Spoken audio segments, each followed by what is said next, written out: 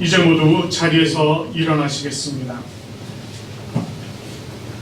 오늘 하나님께서 우리를 예배의 자리로 부르시는 하나님의 말씀입니다. 이 말씀은 갈라디아서 1장 4절과 5절 말씀입니다. 그리스도께서 하나님 곧 우리 아버지의 뜻을 따라 이 악한 세대에서 우리를 건지시려고 우리 죄를 대속하기 위하여 자기 몸을 주셨으니 영광이 그에게 세세토록 있을지어다. 아멘. 우리 왕 되신 하나님을 찬양하며 또 주님 앞에 나아가 우리 자신을 예배의 제물로, 산제물로 온전히 올려드리길 간절히 소망합니다. 왕이신 나의 하나님,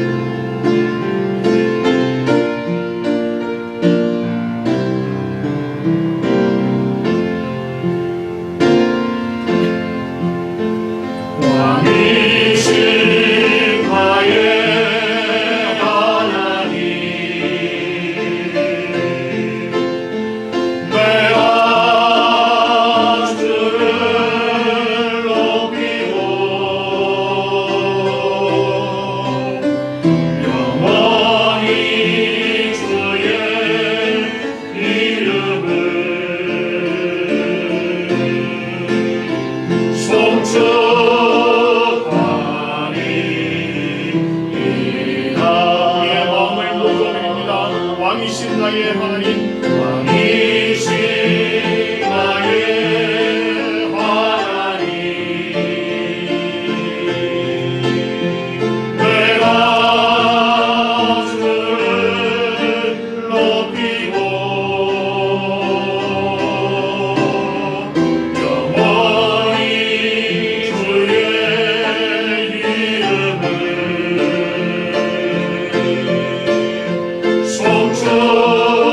송축하리. 우리 이제 손을 들고 한 번 더 찬양합니다. 왕이신 나의 하나님, 왕이신 나의 하나님, 왕이신 나의 하나님, 이 시간 우리가 주님 앞에 나왔습니다. 우리가 하나님 앞에 우리 자신을 올려드리고 주님 이 시간 이 자리 가운데 함께 하시오 우리를 통치하시고 우리를 기쁨으로 받아 주시옵소서.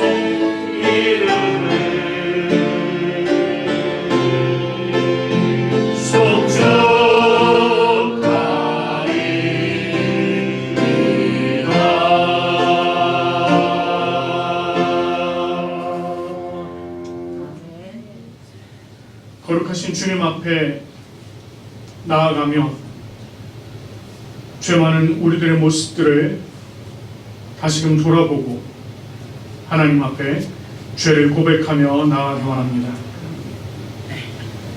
자비와 긍휼의 하나님 아버지, 오늘도 우리를 하나님의 존전으로 부르시고 우리로 하여금 하나님께 예배드릴 수 있는 은혜를 허락하여 주시니 참으로 감사드립니다. 아멘. 그러나 우리 자신을 돌아보면 우리는 거룩하신 하나님 앞에 감히 설 수도 없는 허물과 죄가 많은 존재입니다. 하나님의 사랑과 은혜로 우리를 구원하셨고 우리를 자녀 삼아 주셨지만 우리는 여전히 이전의 삶을 돌아보며 그 삶을 그리워하던 광야의 이스라엘 백성들처럼 죄의 종으로 돌아가려는 속성을 가지고 있습니다. 그저 내 생각에 좋은 대로, 내 마음에 편한 대로, 또 내 몸이 원하는 대로 살며 하나님의 거룩하신 뜻을 찾기보다는 나의 뜻을 중요히 여기며 살았습니다. 하나님께서 죄를 멀리 하라셨지만 죄를 친구 삼아 가까이 하며 아무런 문제가 없는 것처럼 그렇게 살았습니다. 우리는 눈에 보이는 세상의 것을 탐닉하며 그것들이 주는 달콤함과 즐거움 속에 빠져버렸고 그저 그 속에 주저앉아 버리고 말았습니다. 하나님, 그러면서도 나만 옳은 양, 나만 잘한 양, 다른 이들을 용납하고 받아들이기보다는 배타적으로 밀어내기 바빴고 다른 이들의 티끌을 들보처럼 여기며 정죄하는 어리석은 행위를 자랑하며 살았습니다. 하나님 아버지, 우리의 이와 같은 죄와 허물을 용서하여 주시옵소서. 우리로 하여금 죄에서 돌이키게 하시고 주님의 밝은 빛으로 나오게 하여 주시옵소서. 우리 안에 있는 더러운 죄의 덩어리들을 산산히 깨뜨려 주시고 우리를 묶고 있는 죄의 타래를 풀어 주셔서 우리가 더 이상 죄에 머물지 않도록 인도하여 주시옵소서. 주의 얼굴을 돌이키지 마시고 우리의 죄를 용서하여 주시고 우리를 악으로부터 구원하여 주시옵소서. 온전하신 주님 앞에 용서함을 받아 정결한 자로 서게 하여 주시옵소서. 그리하여 주님을 예배함에 모자람이 없게 하여 주시옵소서. 우리로 하여금 주님의 기쁨에 동참하게 하시고 주님과 동행하는 주님의 백성이 되게 인도하여 주시옵소서. 간절히 바라옵고 원하며 우리 주 예수 그리스도의 이름으로 고해하며 고백하고 또한 기도의 제목으로 올려드립니다. 아멘. 우리는 이렇게 불완전한 자입니다. 그러나 우리 하나님께서는 완전하신 분이십니다. 그 완전하신 주님 앞에 우리의 죄악된 모습을 고백하며 나가도록 하겠습니다.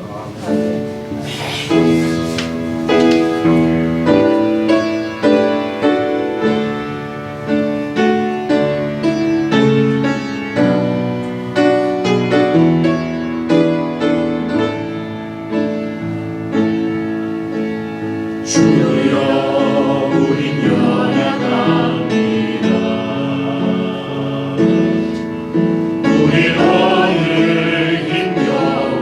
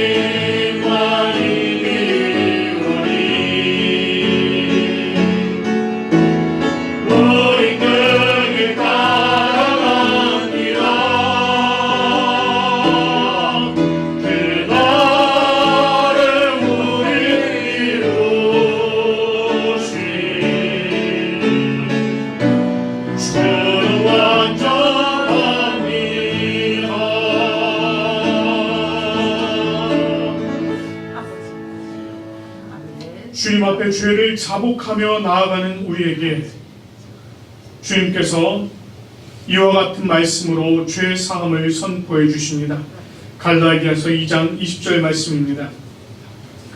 내가 그리스도와 함께 십자가에 못 박혔나니 그런즉 이제는 내가 사는 것이 아니요 오직 내 안에 그리스도께서 사시는 것이라. 이제 내가 육체 가운데 사는 것은 나를 사랑하사 나를 위하여 자기 자신을 버리신 하나님의 아들을 믿는 믿음 안에서 사는 것이라. 아멘. 우리 주님께서 우리의 모든 죄를 사해 주시고 용서해 주신 줄 믿습니다. 이제 우리가 거룩한 모습으로 주님 앞에 나아가도록 하겠습니다. 이제 모두 자리에 앉으셔서 빌립보서 2장 1절부터 11절까지 말씀을 교송하며 나아가도록 하겠습니다. 그러므로 그리스도 안에 무슨 권면이나 사랑의 무슨 위로나 성령의 무슨 교제나 긍휼이나 자비가 있거든 마음을 같이하여 같은 사랑을 가지고 뜻을 합하며 한 마음을 품어 아무 일이든지 다툼이나 허용으로 하지 말고 오직 겸손한 마음으로 각각 자기보다 남을 낮게 여기고 각각 자기 일을 돌볼 때로 또한 각각 다른 사람들의 일을 돌보아 나의 기쁨을 충만하게 하라. 너희 안에 이 마음을 품으라. 곧 그리스도 예수의 마음이니 그는 근본 하나님의 본체시나 하나님과 동등됨을 취할 것으로 여기지 아니하시고 오히려 자기를 비워 종의 형체를 가지사 사람들과 같이 되셨고 사람의 모양으로 나타나사 자기를 낮추시고 죽기까지 복종하셨으니 곧 십자가에 죽으심이라. 이러므로 하나님이 그를 지극히 높여 모든 이름 위에 뛰어난 이름을 주사 하늘에 있는 자들과 땅에 있는 자들과 땅 아래에 있는 자들로 모든 무릎을 예수의 이름에 꿇게 하시고 함께 모든 이름으로 예수 그리스도를 주라 시인하여 하나님 아버지께 영광을 돌리게 하셨느니라. 아멘. 이제 주님께서 주신 율법을 함께 교독하도록 하겠습니다. 율법을 교독한 후에는 담임 목사님 나오셔서 성령을 구하는 기도해 주시고 말씀 전해 주시도록 하겠습니다. 하나님이 이 모든 말씀으로 말씀하여 이르시되 나는 너를 애굽 땅 종되었던 집에서 인도하여 낸 내 하나님 여호와니라. 제 이름은 나 외에는 다른 신들을 내게 두지 말라. 죄인은 너를 위하여 새긴 우상을 만들지 말고 또 위로 하늘에 있는 것이나 아래로 땅에 있는 것이나 땅 안에 물속에 있는 것에 어떤 형상도 만들지 말며 그것들에게 절하지 말며 그것들을 섬기지 말라.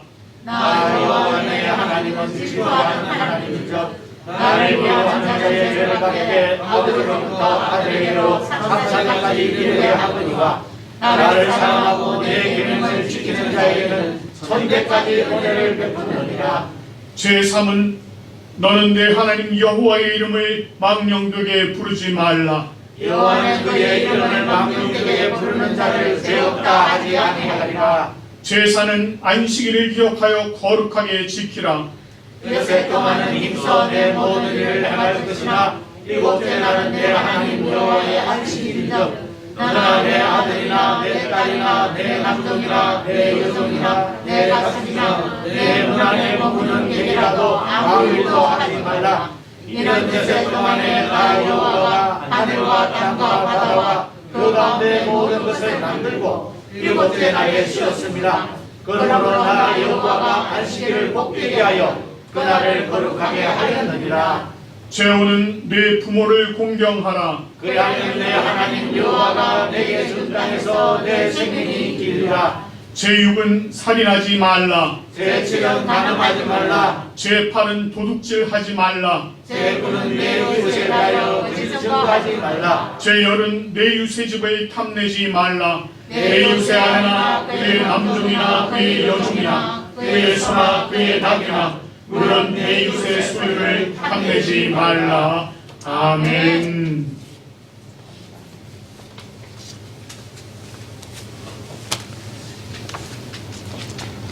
이제 우리 다 같이 기도하겠습니다. 은혜로우신 주님 감사합니다. 우리 하나님께서 저희들을 사랑하여 주시옵시고 이 예배의 자리로 인도하여 주셔서 함께 사랑하는 사람들과 손을 잡고 예배 드릴 수 있도록 은혜를 주시니 참 감사합니다. 이 시간 말씀을 듣고자 합니다.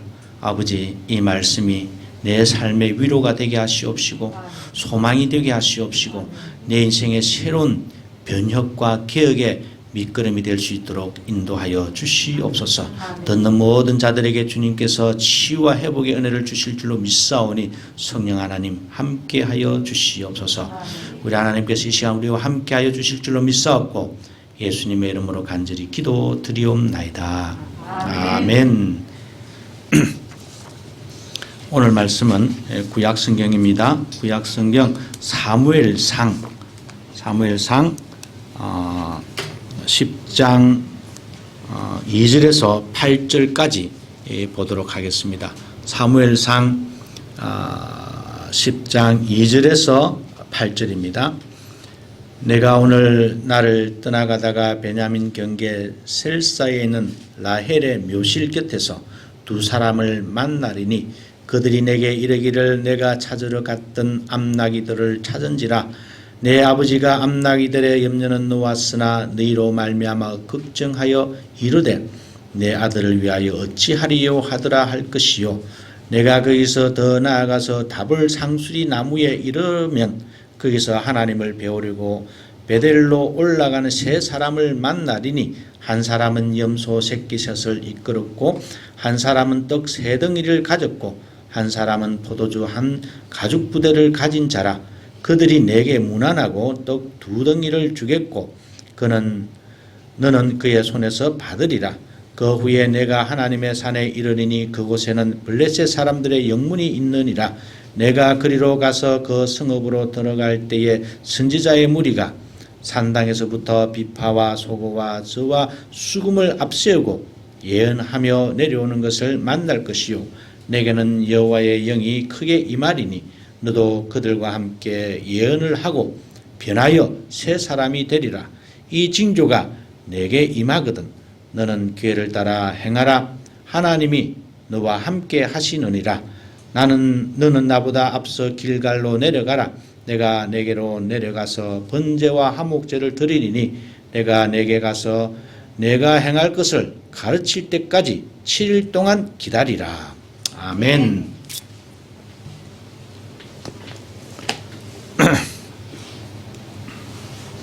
When you leave me today, you will meet two men near Rachel's tomb at Zelzah, in the territory of Benjamin. They will tell you that the donkeys you were looking for have been found, so that your father isn't worried anymore about them, but about you. And he keeps asking, what shall I do about my son? You will go on from there until you come to the sacred tree at Tabor, where you will meet 3 men on their way to offer a sacrifice to God at Bethel. One of them will be leading 3 young goats. Another one will be carrying 3 loaves of bread. And the third one will have a leather bag full of wine. They will reach you and offer you 2 of the loaves, which you are to accept. Then you will go to the hill of God in Gibeah, where there is a Philistine camp. At the entrance to the town, you will meet a group of prophets coming down from the altar on the hill, playing harps, drums, flutes, and lyres. They will be dancing and shouting. Suddenly the Spirit of the Lord will take control of you, and you will join in their religious dancing and shouting, and will become a different person. When these things happen, do whatever God leads you to do. You will go ahead of me to Gilgal, where I will meet you, and offer burnt sacrifices and fellowship sacrifices. Wait there 7 days until I come and tell you what to do. 아멘. 감사합니다. 우리가 이제 사무엘상을 매달 3번째 주일 이렇게 공부를 합니다. 여러분 성경을 읽어가는 여러 가지 포인트가 있습니다. 어떻게 우리가 성경을 읽느냐라고 하는 것은 굉장히 중요합니다. 여러분 책을 써내려갈 때 보통 저자가 자기가 생각을 하고 있고 자기가 그 어떤 사건을 보고 해석한 대로 저자가 글을 써내려갑니다. 그래서 저자의 마음을 잘 읽는 사람이 그 책을 잘 이해할 수가 있는 것입니다. 저자가 어떤 생각을 가졌고 어떤 역사관을 가졌느냐, 그것에 따라서 책의 내용들도 굉장히 달라집니다. 우리 한국에 요즘 대선 기간이지만은 한국의 건국기념일을 1948년으로 할 것인지 1919년으로 할 것인지 진보와 보수가 계속 싸웁니다. 보는 사람들, 한국의 역사를 어떻게 바라보느냐에 따라서 해석이 달라지기 때문에 그렇습니다. 그래서 여러분들이 성경을 읽을 때도 다른 종교와는 다르게 성경은 굉장히 역사적으로 기록이 된 책이라고도 말씀을 드릴 수가 있기 때문에 저자가 어떠한 생각을 가지고 이 책을 썼는지를 꼭 이해를 해야 성경을 정확하게 여러분들이 이해를 할 수가 있게 되는 겁니다. 오늘 이 본문을 기록한 사무엘상의 저자도 자기만의 어떤 고유한 가치관과 역사관을 가지고 이스라엘의 역사를 써내려간 것입니다. 그러한 입장을 가지고 여러분들도 이 사무엘상을 읽어 내려가셔야 사무엘상이 가지고 있는 아주 고유하고 특출나고 특별하고 독립적인 그러한 메시지를 여러분들이 읽어낼 수가 있다는 것이죠. 성경을 읽는 하나의 팁입니다. 그래서 제가 오늘 이 말씀을 먼저 드리는 것은 우리가 그러한 관점에서 성경을 한번 읽어가는 것이 중요하다라고 하는 의미에서 제가 한번 말씀을 다시 드려봅니다. 오늘 읽었던 말씀 여러분들 뭐가 뭔지 잘 모르시겠죠. 사무엘이 사울이라고 하는 사람을 왕으로 지명을 합니다. 사울은 뜬금없이 어떤 제사장이 나타나서 말을 하자면 말이죠. 너가 앞으로 이스라엘의 왕이 될 것이다 라고 말을 하니까, 그리고는 우리가 앞 시간에 공부를 했듯이 갑자기 기름 부음을 받게 해서 왕으로 앞으로 세우겠다 지명했다는 겁니다. 그러니까 이 사울은 내심 이게 뭐지?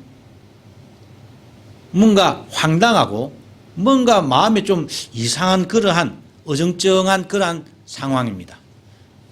왜 갑자기 저 사람이 나타나서 나로 하여금 이스라엘의 왕이 된다라고 말씀을 하셨을까 생각을 한단 말입니다. 궁금해 하기도 하고 좀 믿기 어려운, 현실적으로는 도무지 납득하기 어려운 그런 상황입니다. 그러한 사울의 마음을 사무엘이 알고는 내가 너를 이스라엘의 왕으로 지명을 했는데 이 지명한 게, 이렇게 지명한 것이 정말 하나님의 뜻인지 아닌지 너 인생에 앞으로 세 가지의 징조가 나타날 것이다. 그 세 가지 징조가 뭐냐면은 2절에서 6절까지 기록이 되어 있습니다. 첫 번째는 뭡니까? 첫 번째는 너가 내려가다가 라헬의 묘지에서 어떤 사람들을 만날 텐데 그 사람이 너에게 아버지가 잃어버린 암나귀를 찾았다라고 하는 소식을 전해줄 것이다 라고 하는 것이 첫 번째 징조입니다. 오늘은 제가 이런 말씀을 안 드리겠습니다만은 왜 하필이면 라헬일까? 왜 하필 라헬의 그것도 무덤에서 그런 예언을 하게 했을까라고 하는 것들도 아까 제가 말씀드린 대로 저자의 어떤 암묵적인 메시지가 있는 것이죠. 사울이 나중에는 결코 온당한 바른 죽음을 아마 못 가질 것이다라고 하는 그러한 포석이 깔려 있는 것입니다. 이런 거는 이제 저자의 관점을 읽을 수 있어야 이런 메시지를 우리가 건져낼 수가 있는 것이죠. 그건 제가 다음 시간에 한번 말씀을 드리도록 하고, 두 번째 징조가 뭐냐면은 사람들을 만날 것인데 어떤 사람은 포도주를, 어떤 사람은 양을, 어떤 사람은 빵을 가진 사람들을 만날 것이다. 그런데 빵을 가진 사람이 너에게 빵을 2덩어리를 줄 것이다. 이 속에는 뭐냐면은 너가 앞으로 왕의 되간식을 분명히 맞이하게 될 것이다 라고 하는 그러한 두 번째 징조입니다. 그리고 세 번째 징조는 뭡니까? 세 번째 징조는 이 사울이 산당에서 내려가다가 어떤 사람을 만나는데 그 사람들로 하여금 그가 앞으로는 어떻게 됐냐면은 여호와의 영이 사울 너에게 임해서 너가 앞으로도 예언도 하고 그래서 너는 완전히 새로운 사람이 될 거야 라고 그렇게 이야기를 세 가지 징조 이야기를 했다는 겁니다.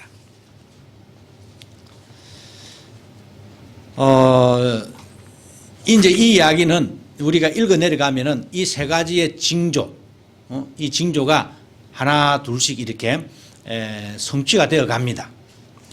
사울의 인생 속에 그러한 일들이 일어난다는 겁니다. 그래서 사울은 내가 정말 왕이 되는구나 라고 그렇게 생각을 하게 되는 것이죠.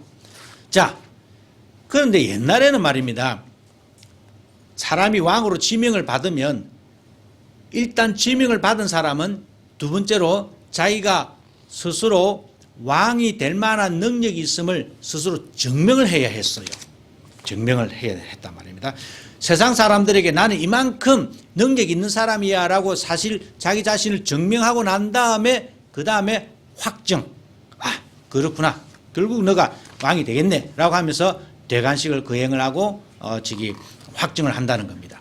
이런 지명, 증명, 확정 이 세 단계를 거치는 것이 옛날 고대 근동에서 왕을 세울 때에 행하였던 하나의 관례와 같은 것이었습니다. 그러니까 2절에서 6절까지는 사울 너가 앞으로 왕이 될 것이야 라고 하는 사울이 못 믿어하니까 이런 세 가지 징조가 나타나니까 이런 세 가지 징조가 나타나면 너가 분명히 왕이 될 거라고 믿어도 돼. 그리고 너는 어떻게 해야 되냐면 너 스스로 왕의 능력이 있음을 세상 사람들에게 하나님 앞에서 세상 사람들 앞에서 이웃들 앞에서 증명을 해야 된다라고 하면서 말씀한 게 7절 이야기입니다. 여러분 7절을 보시면 이렇게 나옵니다. 이 징조가 임하거든 그렇게 나오죠. 이 세 가지 징조가 너에게 임하거든 너는 기회를 따라 행하라. 하나님이 너와 함께 하시느니라. 자, 이 7절 내용이 성경 번역을 여러분들 보시면 너에게 이 징조가 다 임하거든 너가 원하는 대로 해라 뭐 여러 가지 번역들이 성경을 보시면 많은 번역들이 나오지만은 원뜻을 보면은 이런 이야기입니다. 너는 기회를 따라 행하라 라고 하는 이 말은 너 손에 보이는 대로 행하라 라고 하는 뜻입니다. 그러니까 다르게 고치면 너가 보았을 때에 옳다라고 생각을 하는 것은 그대로 행해도 된다는 겁니다. 행할 수 있다는 겁니다. 그것이 아무리 힘든 이야기라도 너가 그것이 옳다라고 생각을 하면 그대로 행하라. 왜? 어떻게 가능합니까? 하나님께서 너와 함께 하기 때문이다라고 이렇게 이제 사무엘이 말을 갖다가 그렇게 붙여놓은 거죠. 만약에 너가 볼 때에 이것이 참 옳은 일이다라고 생각을 해서 정말로 그것을 행하여서 너가 성공을 하게 되면 이제 8절입니다. 그렇게 하게 되면 8절에서 어떻게 말하냐면은 나는 너보다 앞서 길갈로 내려가 가지고는 내가 거기서 번제와 화목제를 드릴 텐데 내가 갈 때까지 너는 기다려라. 그렇게 하면서 그때에 이제 비로소 이 7절 말씀이 확증이 되면은 증명이 되면은 8절에서 내가 너를 확증시키겠다. 이런 구조로 이 본문 말씀이 형성이 되어 있다라고 하는 사실을 여러분들이 먼저 기억을 하셔야 됩니다. 오늘 제가 여러분들하고 말씀의 묵상을 좀 더 깊이 나누고자 하는 말씀은 7절입니다. 이 징조, 세 가지 징조는 다 이루어집니다. 세 가지 징조가 다 이루어질 때에 사무엘이 사울에게 하는 말이 너가 볼 때에 옳은 일을 행하여라. 여러분 지금 사무엘이 사울에게 너가 볼 때에 너가 생각할 때에 너 손에 옳다라고 생각되는 것들을 행하라고 했을 때 그 옳다라고 하는 것이 과연 어떤 것일까 우리가 생각을 해보아야 한다는 겁니다. 지금 여러분 사울이 어디에 있습니까? 5절을 보시면 이런 이야기가 나옵니다. 5절에 보시면 그 후에 내가 하나님의 산에 이르리니 그곳에는 블레셋 사람의 영문이 있느니라. 하나님의 산, 기브아 엘로힘이라고 하는 말인데 이것은 학자들에 의하면은 사울의 고향 동네라고 합니다. 기브아 엘로힘이라고 하는 동네는 그러니까 사울이 태어난 고향이라고 하는 뜻이죠. 그 고향 땅에 뭐가 있다고 합니까? 블레셋 영문, 이 한자로 영문이라고 하니까 우리 젊은 친구들 영문이 뭐야? 뭐 영문을 모르겠다. 그런 뜻이 아니고 영문이라고 하는 말은 우리 군대라고 하는 말입니다. 군, 수비대. 다른 그 영어 성경에 보면 그렇게 나옵니다. 블레셋 수비대가 있는 블레셋 군 기지가 있는 그렇다는 뜻입니다. 군 기지가 있다는 뜻입니다. 다르게 말하면 뭐예요?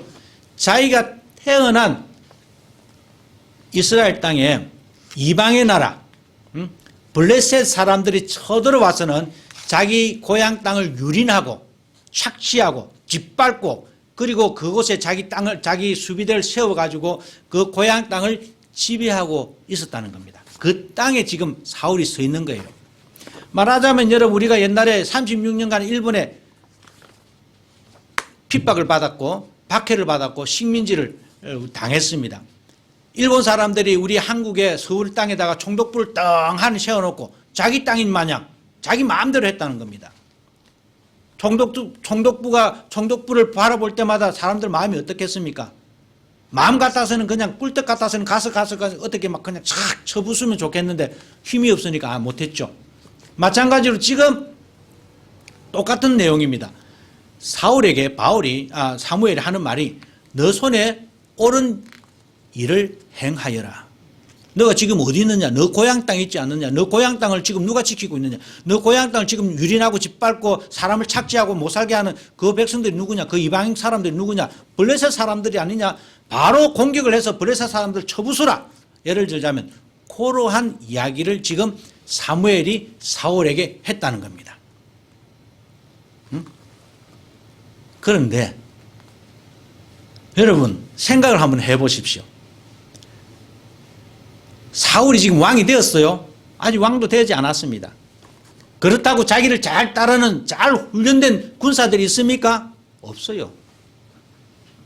그냥 꽃미남의 잘생긴 청년, 그냥 평범한 그냥 청년이었어요.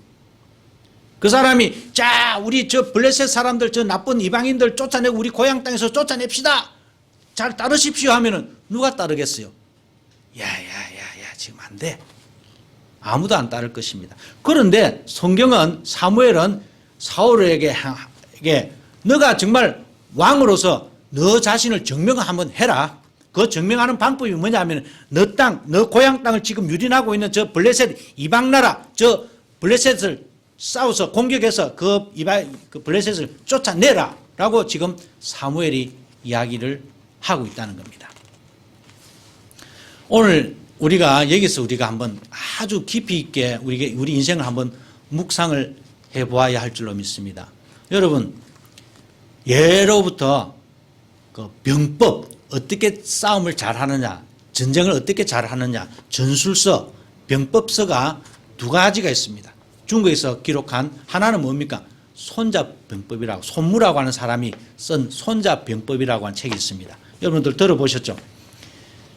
아주 유명한, 그래서 오늘날에도 사업가나 또는 뭐 정치인들이 많이 읽는 책 중에 하나가 이 손자병법입니다. 또 하나가 두 개의 쌍벽을 이루는 병법서가 있는데 하나는 뭡니까?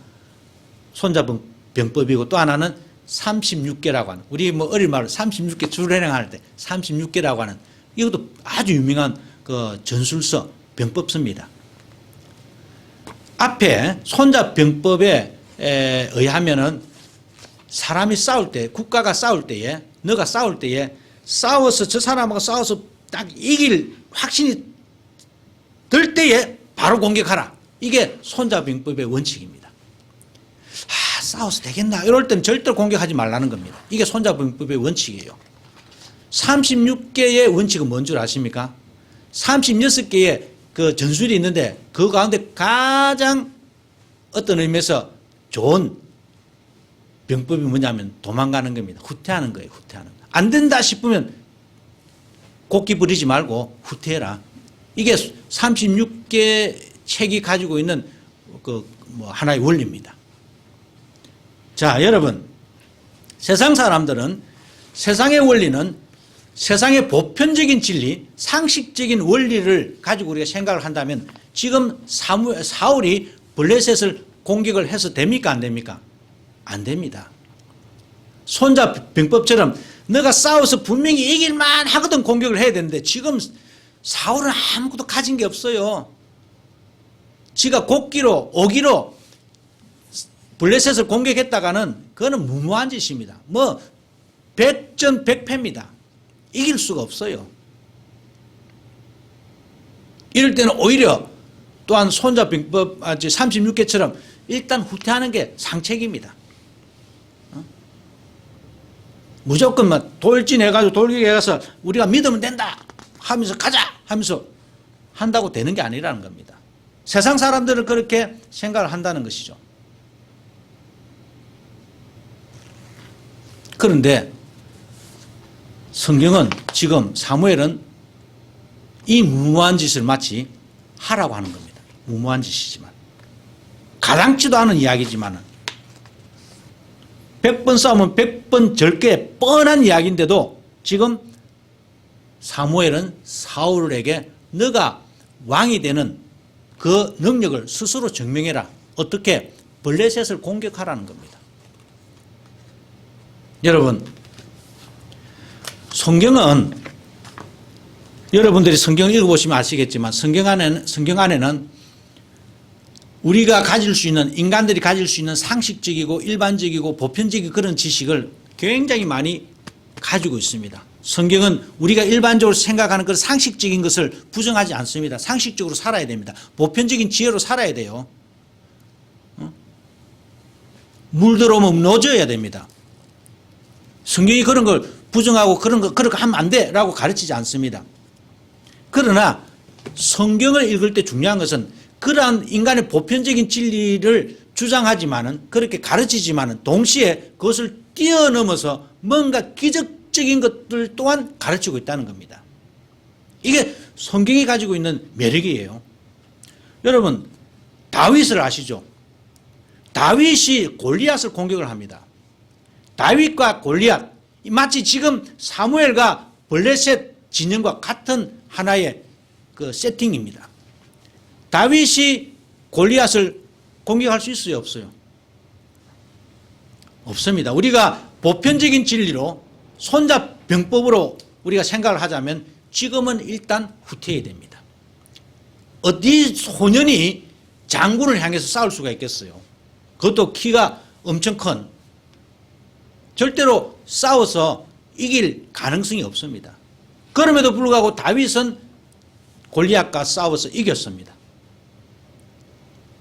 일반적으로 우리가 생각해 볼 때에 우리는 절대로 다윗이 골리앗과 싸워서 이길 수는 없다. 이거는 우리가 뭐 36개를 치자면 일단 후퇴하다. 일단 후퇴해서 내가 근육남이 되어서 다음에 힘을 좀 길러가지고 그리고 내가 좀 이렇게 뭐 UFC도 좀 해서 훈련을 쌓아서 내가 골리앗하고 싸울 때 그때까지 기다려. 요게 우리가 생각하는 방식입니다. 맞잖아요. 나중에 내가 반드시 내가 너를 쳐부술 것이다. 지금은 내가 약하지만 요게 우리의 논리입니다. 맞아요. 이 논리도 맞습니다. 맞지만은 때로는 그러한 인간의 상식을 넘어서는 하나님의 기적적인 은혜의 베푸심이 우리 삶 속에 있다는 겁니다. 이것 없이는 우리가 살 수가 없어요. 하나님께서는 보편적인 진리를 가지고 우리 세상을 인도하시고 역사를 주관해 나아가시지만 때에 따라서는 정말 때에 따라서는 우리가 상상조차 할 수 없는 그런 방식으로 우리가 정말 생각조차 못할 수 있는 그런 방식으로 하나님께서는 역사를 인도하고 계신다는 겁니다. 여러분, 우리는 이 사실을 믿어야 됩니다. 우리 그러잖아요. 여러분들도 살다가 보면 기적이라도 한번 일어났으면 좋겠다. 우리 어떻게 내 인생에는 이런 기적조차 없냐? 왜 기적조차 없냐라고 그렇게 한탄하십니까? 기도하셔야 됩니다. 지금 사울이 지금 7절에 보면 너는 변하여 새 사람이 된다라고 말합니다. 새 사람이라고 한 단어를 딱 보시면 우리가 아침에 제가 묵상글로 보내드렸는데 이 아헤르라고 하는 말은 은아들입니다. 영어로 말하면 은아들. 이것과 완전 다른 거예요. 지금까지 내가 살아왔던 김산대기가 살아왔는데 이제 오늘부터 내가 이제 마음 바꾸어 먹고 다른 사람이 됐어. 요런 다른 사람이 아닙니다. 요 정도의 다른 사람이 아니에요. 마치 지금까지 김산대기 여기서 완전히 죽고 새롭게 오늘 우리가 용서 말씀에 나오잖아요. 우리는 예수 그리스도 안에서 새로운 사람입니다. 새로운 사람이 돼. 새로운 사람이 될 때 성령에 의해서 내가 새로운 사람이 될 때에 세상을 바라보는 눈이 달라집니다. 내가 이것을 어떻게 바라보느냐. 세상 사람들의 척도를 가지고 하나의 사건을 바라보느냐. 아니면은 이런 어마어마한 정말 내 인간의 힘으로 어찌할 수 없는 이 사건조차도 하나님의 은혜로 이 사건을 바라보느냐.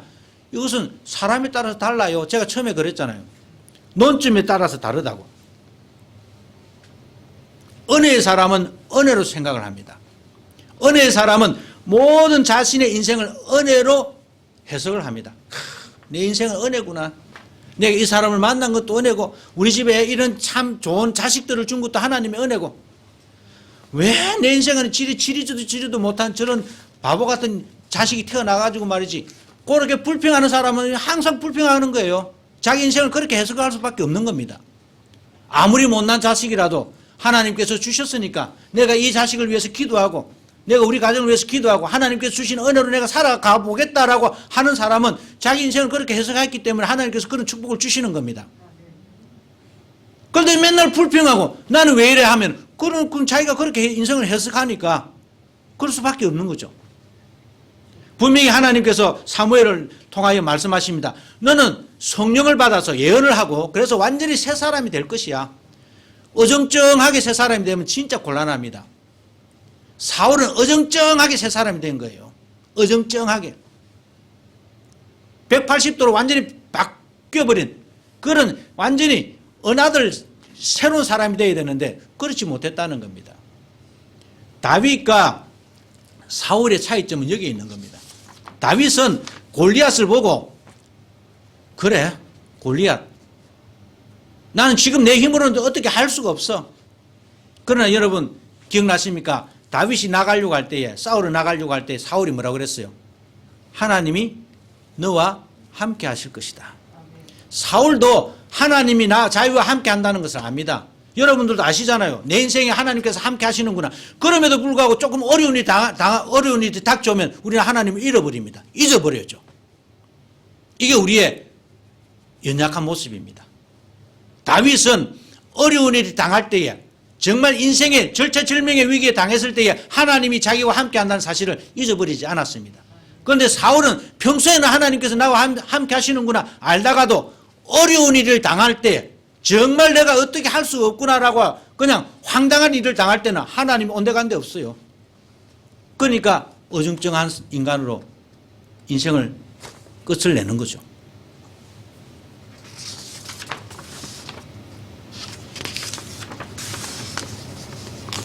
우리 인생에는 기적이 필요합니다.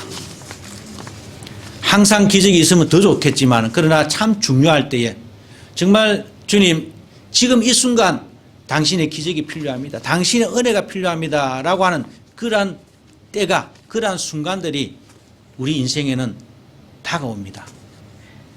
여러분 하나님께서 베푸시는 은혜를 여러분들의 인간의 어떤 그 능력의 어떤 척도를 가지고 평가하지 마십시오. 하나님의 은혜는 우리가 상상할 수 없는 정도의 힘을 가지고 있습니다.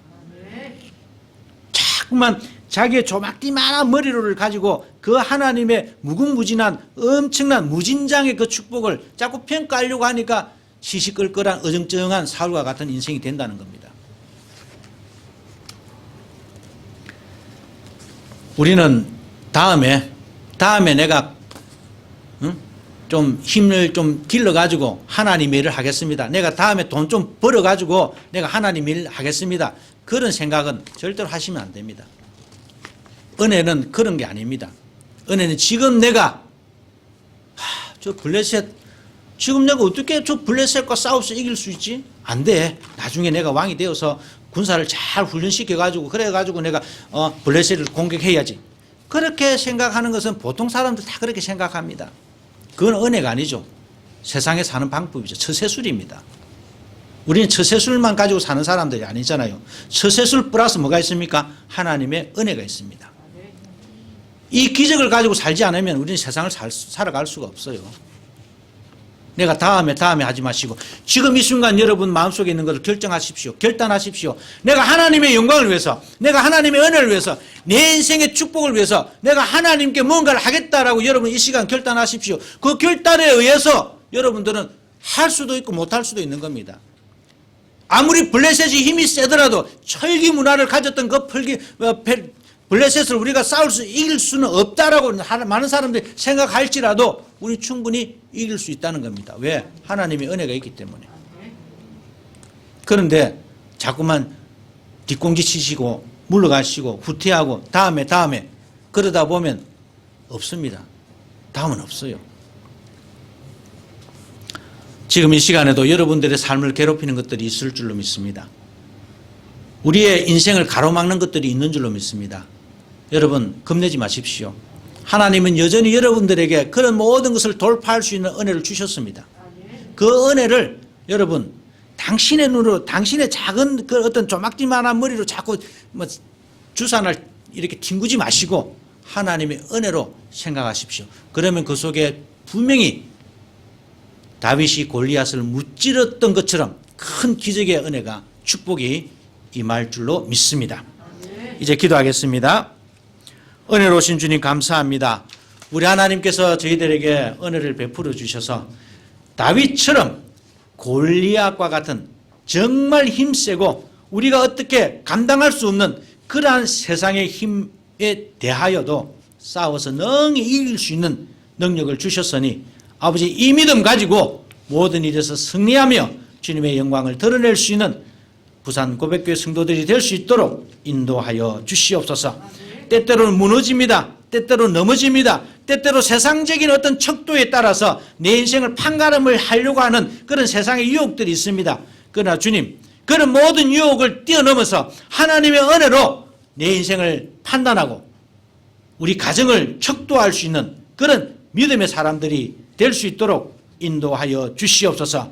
남들이 안 된다라고 할 때에 주님 안 됩니까? 주님의 은혜로도 안 됩니까? 라고 주님께 울부짖을 수 있는 그런 주님의 백성들이 될 수 있도록 우리 하나님 선하게 저희들을 인도하여 주시옵소서. 하나님 주님 앞에 감사합니다. 지난주일에도 많은 주님의 백성들이 주님 앞에 헌금으로 예물을 드렸습니다. 11조로 감사헌금으로 선교헌금으로 건축헌금으로 어린이 헌금으로 예물을 드린 모든 주님의 백성들 기억하여 주시옵소서. 특별히 주님 앞에 기도합니다. 감사함으로 예물을 드리는 자들이 있습니다. 주님께서 주신 것이 모든 것이 은혜임을 감사하는 자들이 있습니다. 내 인생의 삶도 감사요, 오늘 이렇게 살아가는 것도 감사요, 이 모든 것을 감사함으로 주님 앞에 감사를 드렸사오니 아버지 이 감사를 주님께서 받아주시옵시고 주님께서 놀라우신 은혜로 또한 갚아 주시옵소서. 11조로 예물을 드린 자들 또한 성경금으로 예물을 드린 자들 건축헌금으로 예물을 드린 자들 어린이 헌금으로 예물을 드리는 우리 어린 친구들까지 우리 하나님께서 기억하여 주시옵시고 그들의 삶 속에 깊이 개입하셔서 그들이 하나님의 은혜로 기적적인 인생을 살아갈 수 있도록 인도하여 주시옵소서. 하나님 아버지 오늘도 많은 주님의 백성들이 결석하였습니다. 아버지 어디에서 무엇을 하든지 간에 주님께서 이끌어 주시옵시고 아버지 그들의 인생 속에 개입하셔서 그들이 하나님의 그 예배 가운데 자기 인생을 세울 수 있는 놀라운 결단을 그들에게 허락하셔서 예배로 말미암아 그들의 인생이 더욱더 복을 얻는 놀라운 체험을 주여 그들에게 허락하여 주시옵소서. 하나님 아버지 오늘은 또한 우리가 오후 시간에 JMCB 부산 일본 선교센터를 우리가 건립해서 오픈 예배를 드리고자 합니다. 많은 사람들이 참석할 줄로 믿습니다. 아버지 이 작은 교회지만은 그러나 주님 이 부산 부울경 지역에서 하나님 선교를 담당하는 교회가 되게 하여 주시옵시고 선교를 짊어지고 나아가는 교회가 되게 하여 주시옵시고 옛날에 우리를 억누르고 짓밟았던 그 일본 땅에 하나님의 복음을 심는 그런 전초기지가 될 수 있는 부산 고백교회가 될 수 있도록 인도하여 주시옵소서. 하나님 적지만은 적은 곳에 내가 은혜로 임하겠다고 주님께서 말씀하셨사오니 아버지 이 적은 이 불씨와 같은 이 부산 고백교회를 주님께서 사랑하여 주셔서 아버지여 선교에 동산이 되게 하여 주시옵시고 선교의 주여 본부가 될 수 있는 놀라운 역량을 이 교회 위에 허락하여 주시옵소서. 아버지 이것을 위해서 수고하는 모든 주님의 백성들을 축복하여 주시옵시고 우리가 선교로 임할 때에 우리 하나님께서 선교의 놀라운 은혜로 대갚아 주실 줄로 믿사오니 허락하여 주시옵소서. 하나님 아버지 또한 주님 앞에 간절히 소망합니다. 부산고백교회에 속하는 우리 모든 백성들 기억하여 주시옵시고 우리 근사님으로부터 출발해서 우리 어린 생명에 이르기까지 모든 주님의 백성들이 하나님의 은혜로 똘똘 뭉쳐서 자신의 인생을 하나님의 은혜의 눈동자로 바라볼 수 있는 그런 놀라운 성숙된 영성이 충만한 백성들이 될 수 있도록 인도하여 주시옵소서. 아직까지 믿음이 없는 자들 주님 축복하여 주셔서 믿음이 싹트게 하여 주시옵시고 아직까지 구원의 확신이 없는 자들에게 구원의 확신을 허락하여 주시옵시고 아직까지 하나님을 만나지 못한 자들에게 주여 인격적으로 만나는 놀라운 축복을 허락하여 주셔서 이 모든 백성들이 하나님과 한 몸을 이루어서 하나님의 놀라우신 선지동산을 세워가는 축복을 그들에게 허락하여 주시옵소서. 하나님 아버지 부산고백교회와 호도스 신학원 앞으로 나아갈 길이 너무너무 주여 많습니다. 해야 할 일들이 너무너무 많습니다. 아버지 필요한 것들 주님께서 채워주시옵시고 하나님의 중심, 교회 중심, 하나님의 말씀 중심으로 살아가는 우리 성도님들 다 될 수 있도록 인도하여 주시옵소서. 하나님 아버지 또한 주님 앞에 간절히 간구하고 원하옵는 것은 우리 어린이들을 특별히 기억하여 주시옵소서. 우리 어린 생명들이 어릴 적부터 하나님의 말씀으로 양육받기를 소원합니다. 어릴 적부터 하나님의 말씀으로 양육받아서 다윗처럼 하나님의 일을 들고 주의 세상으로 향할 수 있는 그런 어린 생명들이 다 되게 하여 주시옵소서. 세상이 너무 혼탁합니다. 세상이 너무 힘듭니다. 그러나 주님 하나님을 믿는 백성들 이 세상 가운데 흔들리지 않게 하여 주시옵시고 오로지 하나님의 말씀을 붙들고 하나님과 동행하는 저희들 다 되게 주님 도와 주시옵소서. 우리 청장년들을 축복하여 주시옵소서. 아버지 사업으로 또는 직장생활로 여러 가지 인생의 문제로 힘들어합니다. 아버지여 청장년들을 축복하여 주시옵시고 아버지 함께하여 주셔서 그들이 행하는 모든 일들이 하나님 안에서 30배 60배 100배의 놀라운 은총을 경험할 수 있도록 은혜 부어 주시옵소서. 우리 하나님께서 이번 한 주간도 주님 안에서 승리할 수 있도록 저희들을 인도하여 주시옵시고 승리의 놀라우신 은총 가운데 주님께 항상 감사하며 주님 앞으로 나아가는 주님의 백성들이 다 되게 하여 주시옵소서. 하나님 아버지 또한 오늘 특별히 주님 앞에 기도하옵는 것은 우리 하나님께서 이 땅에 이영자 집사를 불러주시옵시고 중국 땅에 살았지만은 이 땅에서 주님 안에서 믿음 생활을 하게 하여 주시옵시고 은혜를 부어주시니 참 감사합니다. 아버지 이 딸이 지금 큰 병마로 말미암아 주여 주님 앞에 기도하면서 병마와 싸우고 있지만은 주여 이 딸이 정말 다윗처럼 우리가 골리앗을 생각하면은 정말 바위에 계란치기와 같은 그러한 무모한 짓이지만 그러나 다윗은 하나님을 믿고 나아갔습니다. 그 속에 기적이 있었습니다. 이러한 기적이 이 딸 위에도 있도록 주여 이 딸이 믿음 가지고 나아갈 수 있도록 도와주시옵시고 성령으로 인도하여 주시옵기를 간절히 소망하오니 허락하여 주시옵소서. 이 딸을 위해서 또한 아들이 중국에서 방호연 이 청년이 왔습니다. 아버지 이 아들을 기억하여 주시옵시고 어머니 옆에서 함께 위로하고 함께 주여 기도할 수 있는 아들이 되게 하여 주시옵시고 이 아들로 말미암아 엄마가 더욱더 힘을 얻을 수 있도록 우리 하나님 축복하여 주시옵시고 은혜를 부어 주시옵소서. 하나님 이 아들이 주여 이곳에 머무는 동안에 부산고백교회의 큰 일꾼이 되게 하여 주시옵시고 이 아들로 말미암아 주여 엄마뿐만 아니라 주여 이곳에 이름을 둔 모든 성도들이 또한 복을 얻을 수 있도록 복의 통로가 될 수 있도록 이 청년을 주님께서 키워주시옵시고 함께하여 주시옵시고 인도하여 주시옵소서. 우리 하나님께서 오늘 결석한 모든 자들에게도 동일한 은혜로 나뉘어 주실 줄로 믿사옵고 감사를 드리며 예수님의 이름으로 간절히 기도드리옵나이다. 아멘. 이 시간에는 니케아 콘스탄티노폴리스 신조로 우리의 신앙을 고백하겠습니다. 우리는 한 분 하나님 아버지께서 전능하시며 하늘과 땅 보이는 것과 보이지 않는 모든 것을 창조하신 것을 믿습니다. 그리고 한 분 주 예수 그리스도를 믿습니다. 그분은 하나님의 유일한 아들이시며 모든 세대의 이전의 아버지로부터 나시고 빛으로부터의 빛, 참 하나님으로부터의 참 하나님, 만들어지지 않으시고 나신 분이시며 아버지와 동질이시며 모든 것은 그분으로부터 나왔으며 우리 사람을 위해서 우리의 구원을 위해서 하늘로부터 오시고 성령과 동정녀 마리아로부터 육체를 취하시사 사람이 되시고 우리를 위해서 본디오 빌라도 지하에서 십자가에 달리시고 고난받고 무덤에 묻히셨으며 성사대로 셋째 날에 부활하시고 하늘에 오르사 아버지 우편에 앉으셨습니다. 그리고 그분은 영광 가운데서 산자와 죽은 자를 심판하시기 위하여 다시 오십니다. 그날은 결코 끝남이 없습니다. 그리고 성령을 믿습니다. 그분은 주가 되시며 생명을 주시고 아버지로부터 나오시며 성부와 성자와 함께 예배를 받으시고 함께 영광을 받으시며 선지자를 통하여 말씀하십니다. 우리는 하나의 거룩한 보편적이며 사도적인 교회를 믿습니다. 우리는 죄의 용서를 위한 유일한 세례를 고백합니다. 우리는 죽은 자의 부활과 오는 세대의 생명을 갈망합니다. 아멘.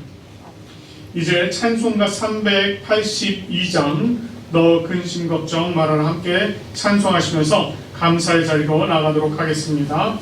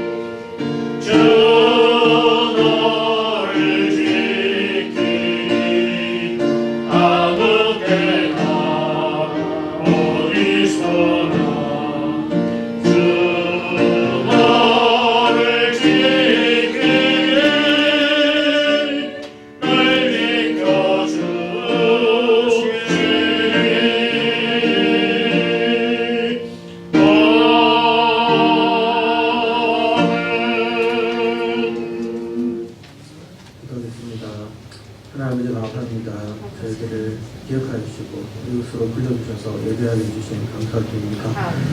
아버지 오늘 저희 교회에 출석하였다가 또 코로나로 또 기타 여러 사정으로 나오지 못하는 성도들을 위해 기도합니다. 그들이 어디 있든지 하나님 찾게 하여 주시고 기도하게 하여 주시고 또 자신의 자리에서 또 영상으로 예배드릴 수 있게 해주시고 또 하나님의 기억하게 주시옵소서. 그리고 또 오늘 저희 말씀에서 나왔던 것처럼 저희가 삶을 살면서 정말 하나님을 의지하고 하나님이 저희와 함께하는 것을 아는 것뿐만 아니라 정말 저희 삶에서 기적을 체험할 수 있고 하나님을 믿고 의지하고 나아갈 수 있는 그런 기회들이 있을 때 저희가 용기를 가지고 한 걸음을 딛고 정말 체험할 수 있는 저희 고백들의 성도들이 될 수 있도록 도와주시옵소서. 저희가 주님께서 허락하여 주신 것을 다시 주님께 바칩니다.